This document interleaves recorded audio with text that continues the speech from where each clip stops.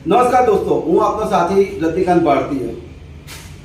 जो कोई गरीब कर्मचारी मात्र 100 રૂપિયાની લાંચ લે તો પકડાય તો એને તાત્કાલિક નોકરીમાંથી છૂટો કરવાના આદેશો કરનાર અધિકારીઓ એજન્સીઓના કરોડોના ભ્રષ્ટાચાર સામે લાચાર કેમ થઈ ગયા છે?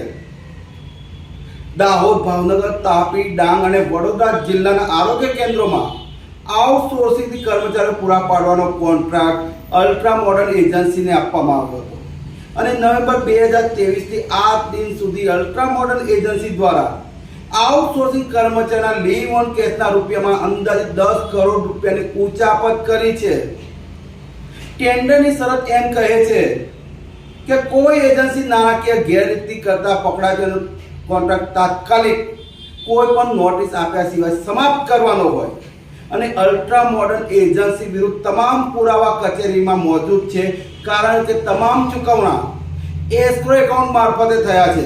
એમ છતાંય દાહોદ, ભાવનગર, ડાંગ, તાપી અને વડોદરા જિલ્લાના અધિકારીઓ દ્વારા એજન્સી વિરુદ્ધ કોઈ કાર્યવાહી કરવામાં આવી નથી।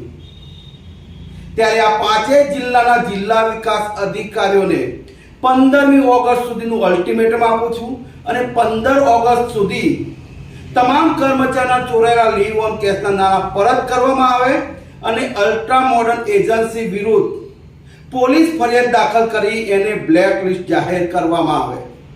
જો 15 ઓગસ્ટ સુધી જિલ્લા વિકાસ અધિકારીઓ દ્વારા કોઈ કાર્યવાહી નહીં કરવામાં આવે તો અલ્ટ્રા મોડર્ન એજન્સીના ભ્રષ્ટાચારમાં દાહોદ, ભાવનગર, તાપી, ડાંગ અને વડોદરા જિલ્લાના જિલ્લા વિકાસ અધિકારીઓ પણ સામેલ છે એવું માની એમની વિરુદ્ધ ભ્રષ્ટાચાર, લાંચ, રૂશ્વત અને ફરજમાં બેદરકારી બદલ ઉચ્ચ લેવલે ફરિયાદ કરવામાં આવશે।